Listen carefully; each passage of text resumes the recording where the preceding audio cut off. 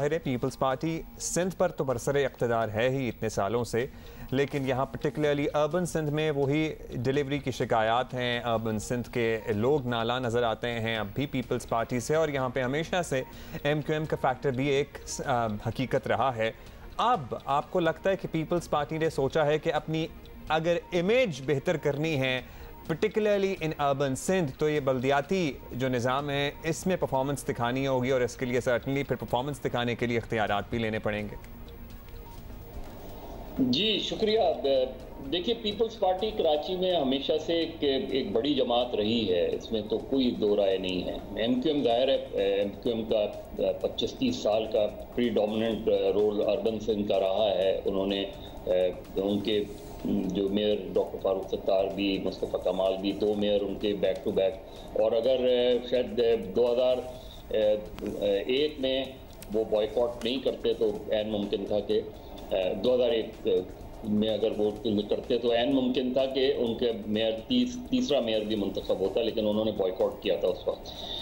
ये जो सूरत हाल है, आइडियली जो है सियासी एडमिनिस्ट्रेटर या किसी सियासी जमात का एडमिनिस्ट्रेटर मुकर्रर करना ये कोई बहुत अच्छी बात नहीं होती, क्योंकि सियासी जमातें तो इंतखाबात पे बिलीव करती हैं। मेरा ख्याल है हमने देखा कि पिछले बल्दियाती इंतखाबात के बाद एक बड़ा वैक्यूम आया है, चाहे वो पंजाब उठा लें या दूसरे सूबे उठा लें, तो बल्दियाती इलेक्शंस नहीं हुए। बल्दियाती इलेक्शन तो पहला टास्क तो सिंध गवर्नमेंट का होना चाहिए था कि बल्दियाती इलेक्शन फौरी तौर पर कराएं, और बहुत अच्छा होता मुर्तज़ा वहाब एक मुंतखब मेयर के तौर पे आते। मुर्तज़ा वहाब ज़ाहिर है फौजिया वहाब से हमारी मेरी तो यूनिवर्सिटी कुलीग रही हैं, उनके साहिबजादे हैं, पढ़े लिखे हैं, उनसे बड़ी तवक्कुआत हैं, और अब जबकि उनको ये जिम्मेदारी दी गई है तो बुनियादी मसाइल कराची के सबको पता है। ऐसा नहीं है कि कराची के मसाइल नहीं पता। कराची का बुनियादी मसला इस वक्त सबसे बड़ा मसला पब्लिक ट्रांसपोर्ट का है। क्या इतने कलील मुद्दत में मुर्तज़ा वहाब कोई मेजर ऐसा फैसला कर पाएंगे कि कराची में ट्रांसपोर्ट नज़र आ जाए, कराची में सीवरेज का निज़ाम बेहतर हो जाए? कराची 3-3.5 करोड़ आबादी का शहर है उसमें, लेकिन उनका पीपल्स पार्टी का टास्क ये लगता है, सिंध गवर्नमेंट का टास्क ये लगता है कि वो अगले 6 महीने एटलीस्ट 6 महीने में कुछ ऐसे मेजर काम करें कि जिसके बाद वो बल्दियाती इलेक्शन में जा सकें।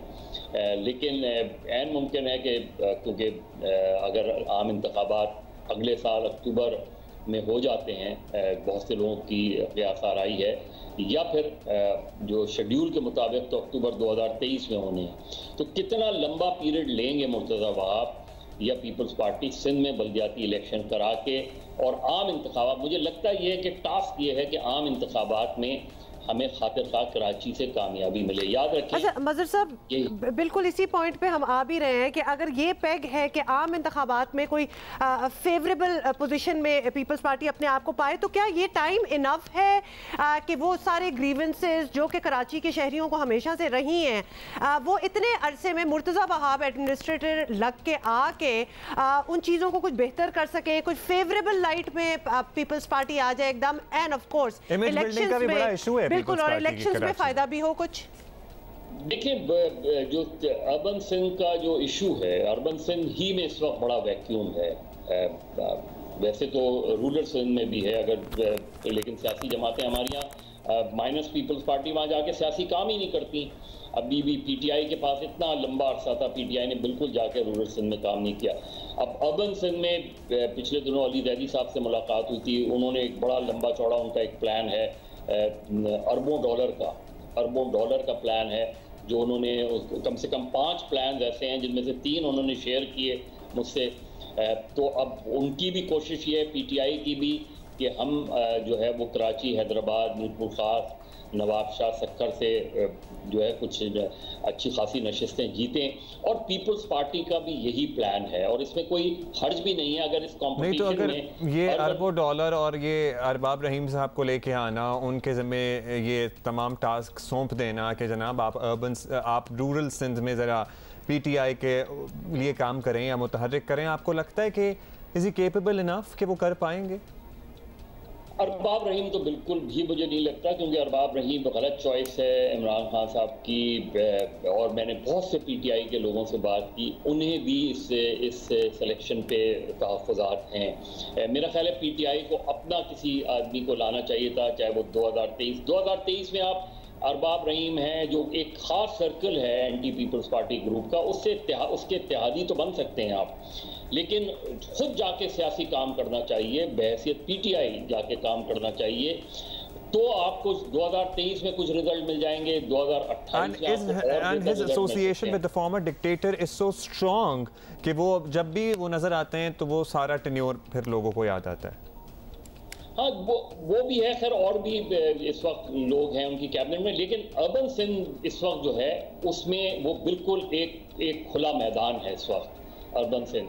देखिए, यहाँ कंपटीशन है पीपल्स पार्टी का, यहाँ कंपटीशन है पीटीआई का, एमक्यूएम है, जमात इस्लामी है, पीएमएलएन के कुछ पॉकेट्स हैं। अगर कराची की 20 नशस्तें उठा लें, उनके 6 डिस्ट्रिक्ट उठा लें, उसमें जो पीपल्स पार्टी टारगेट कर रही है वो एटलीस्ट 4 डिस्ट्रिक्ट को टारगेट कर रही है कि 4 डिस्ट्रिक्ट से हमारे इतने जो है एमएनएज आ जाएं। अगर, क्योंकि पीपल्स पार्टी का रिकॉर्ड 70 से अब तक ये है कि उनके मैक्सिमम 3 एमएनएज यहाँ से मुंतखब होते रहे हैं।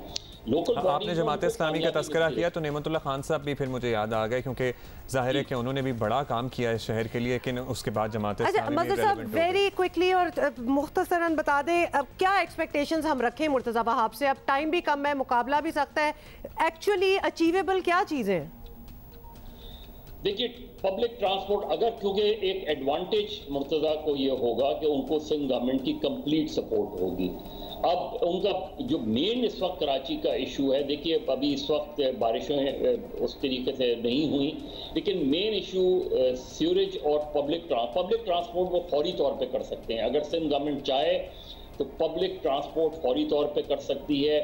कराची में इंक्रोचमेंट बेइंतहा है, क्लीन कराची जो है वो बहुत ज़रूरत है, कचरा जो है एक बड़ा इशू है, यानी ये वल्नरेबल चीज़ें हैं जो फौरी तौर पे की जा सकती हैं।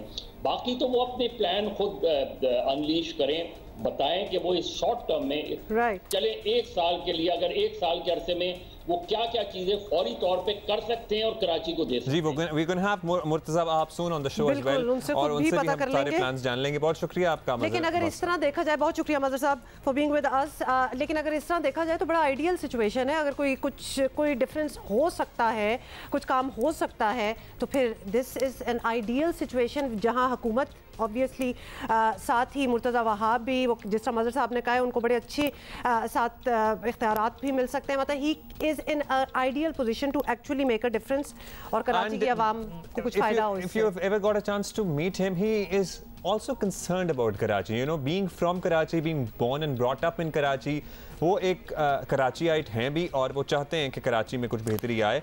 So good luck to him.